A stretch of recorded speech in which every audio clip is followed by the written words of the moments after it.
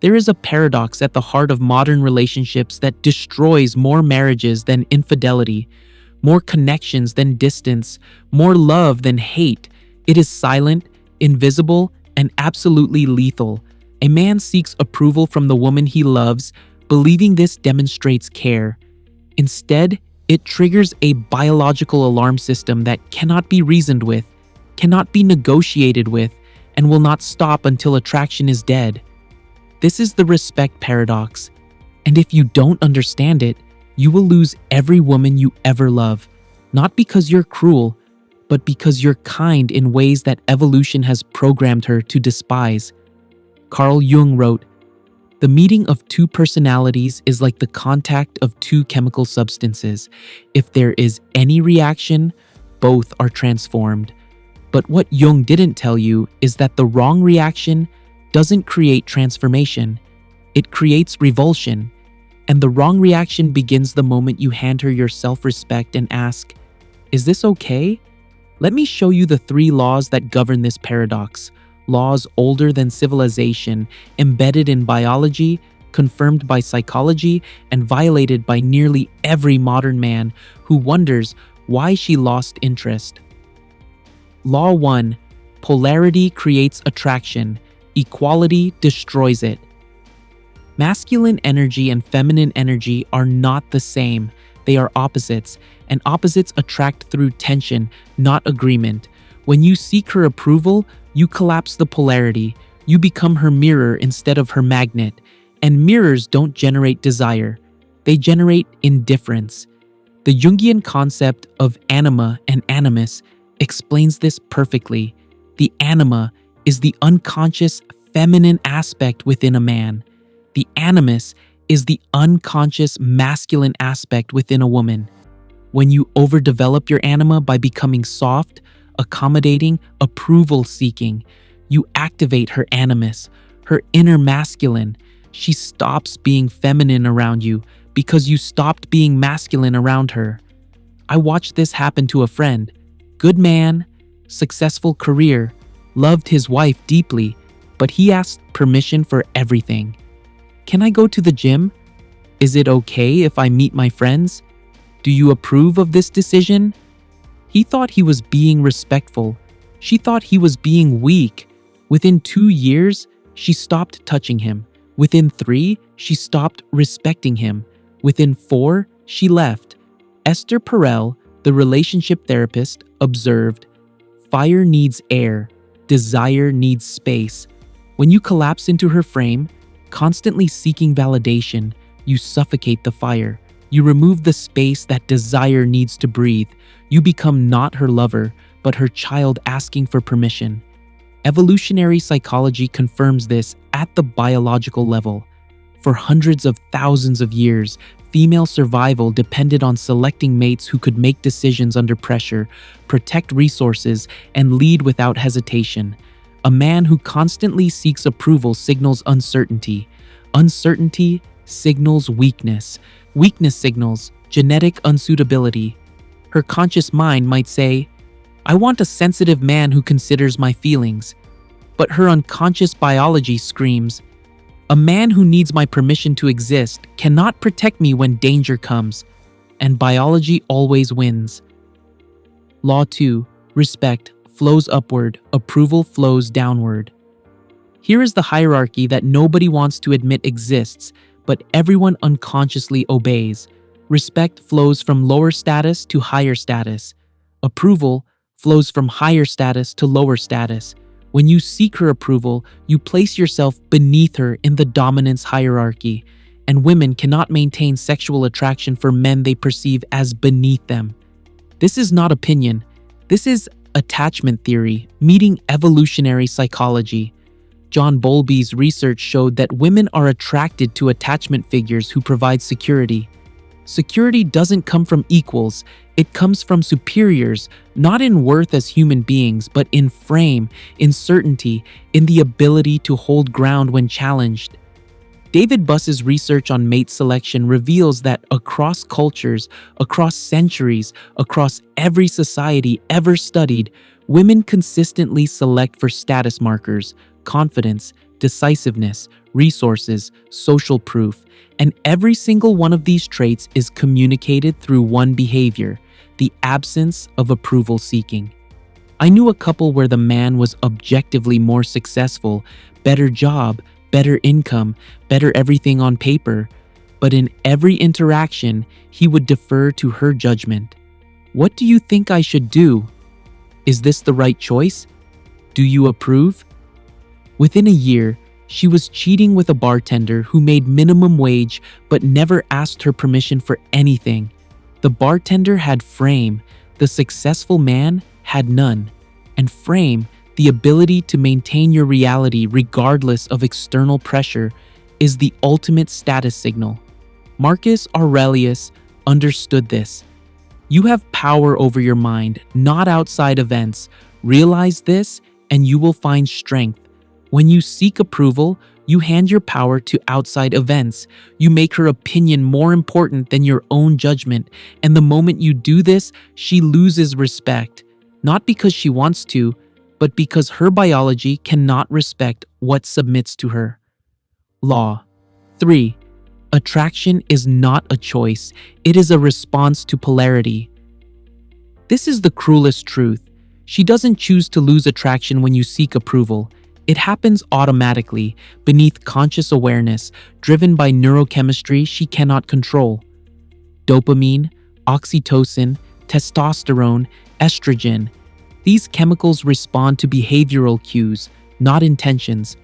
When you display certainty, her brain releases dopamine, the chemical of desire, anticipation, reward. When you seek approval, her brain releases oxytocin without dopamine, the chemical of bonding without attraction. You become her friend, her brother, her emotional support, but not her lover. Robert Greene wrote in The Art of Seduction, "The greatest power in seduction is the power to choose to walk away. This power communicates something primal. I do not need your validation to know my worth, and that independence is the ultimate aphrodisiac." I tested this myself. Years ago, I was in a relationship where I constantly sought approval. Do you like this restaurant? Is this okay? Are you happy? The more I asked, the colder she became. Finally, I stopped. I made decisions. I stated preferences. I stopped checking in for permission to exist.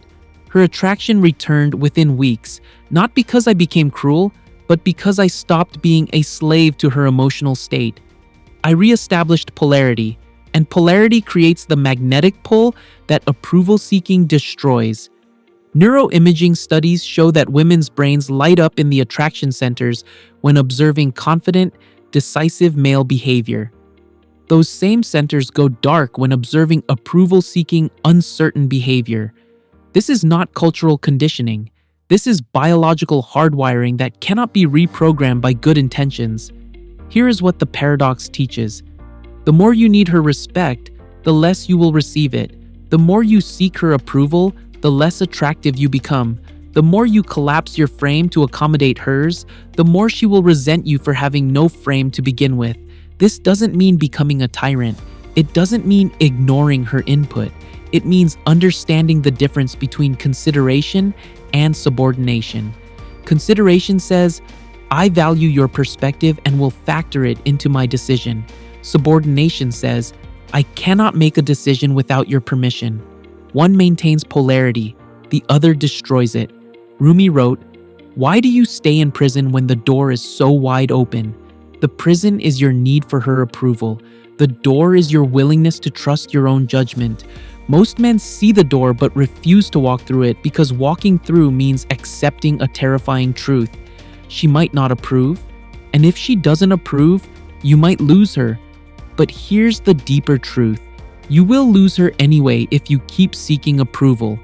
The only question is whether you lose her while maintaining your self-respect or lose her after sacrificing it at the altar of her validation. The sovereign man understands this. He makes decisions and invites her into his reality. He doesn't ask permission, he extends invitation. I'm going to this restaurant. Join me. Not, would you like to go to this restaurant? The first maintains polarity, the second collapses it. He considers her needs without making them his master. He values her happiness without making it his responsibility. He loves her deeply while remaining rooted in his own center. And this rootedness, this refusal to be moved by her moods, her tests, her approval or disapproval, is what her biology recognizes as strength. Nietzsche observed, "One must still have chaos in oneself to be able to give birth to a dancing star." The chaos is the tension created by polarity. The dancing star is attraction. When you seek approval, you eliminate the chaos. You create perfect agreement, perfect harmony, perfect boredom. And boredom is the death of desire. I'm not telling you to become an asshole. I'm telling you to become unmovable. There's a difference. The asshole seeks to dominate. The sovereign man simply refuses to be dominated, including by his own need for approval. She will test this. Women test polarity the way engineers test bridges. By applying pressure to see if the structure holds, she'll get emotional, she'll disapprove, she'll withdraw affection to see if you collapse back into approval seeking. And if you do, the test is failed, the attraction dies. But if you remain centered, if you hold your frame with love but without apology, something miraculous happens. Her biology recognizes, this man cannot be moved. This man knows who he is. This man doesn't need my validation to exist. And that recognition triggers the deepest attraction she's capable of feeling. The Buddha taught, you yourself, as much as anybody in the entire universe, deserve your own love and affection. When you seek her approval, you violate this teaching. You declare that her opinion of you matters more than your own. And this self-betrayal is what she finds most unattractive, not because she's cruel, but because evolution taught her that a man who betrays himself will eventually betray her. So, here is the protocol, the way out of the paradox, the path back to polarity. Stop asking permission for your decisions. Make them and communicate them with calm certainty. I'm doing this, not, can I do this? She doesn't want the burden of approving your life. She wants the relief of a man who knows what he's doing. Stop seeking validation for your choices. Your choices are valid because you made them, not because she approved them. This is frame. This is sovereignty. This is what attraction responds to. Stop collapsing when she disapproves. Her disapproval is not a verdict on your worth. It's feedback. Consider it, then decide. But never let her emotional state determine your course. That's not love. That's slavery. Start making decisions that serve your mission, not her moods. A man on a mission is inherently attractive because mission implies purpose, and purpose implies strength. A man seeking approval has no mission except her happiness, and that's a mission guaranteed to fail. Re-establish polarity through masculine presence. Be decisive where she's uncertain. Be calm where she's emotional. Be rooted where she's swaying. This is not domination. This is complementary function. Yin needs yang. Feminine needs masculine. And masculine does not seek approval. It provides direction. The respect paradox reveals a hard truth. You cannot negotiate desire. You cannot logic your way into attraction. You cannot earn passion through submission. These things arise spontaneously in response to polarity, or they don't arise at all. She doesn't want you to ask if you're good enough. She wants you to know you're good enough and invite her to discover why. She doesn't want to approve your decisions. She wants to trust that your decisions don't require her approval. She doesn't want to lead. She wants to follow a man worth following, and a man worth following never asks permission to lead. Lao Tzu wrote in the Tao Te Ching, when you are content to be simply yourself and don't compare or compete, everybody will respect you. This is the resolution of the paradox. Be so rooted in your own self-respect that her approval becomes irrelevant. Not because you don't care about her, but because you care about yourself enough to not abandon your center for anyone. That centeredness, that sovereignty, that refusal to collapse is the most attractive thing you can offer. Not flowers, not compliments, not submission, but presence, unshakable, unmovable, unapologetic presence. The respect paradox is not a bug in human attraction, it's a feature. It separates men who know themselves from men who need others to tell them who they are. And women's biology is calibrated to detect this difference with ruthless precision. Stop seeking her approval. Start embodying your own. The polarity will return.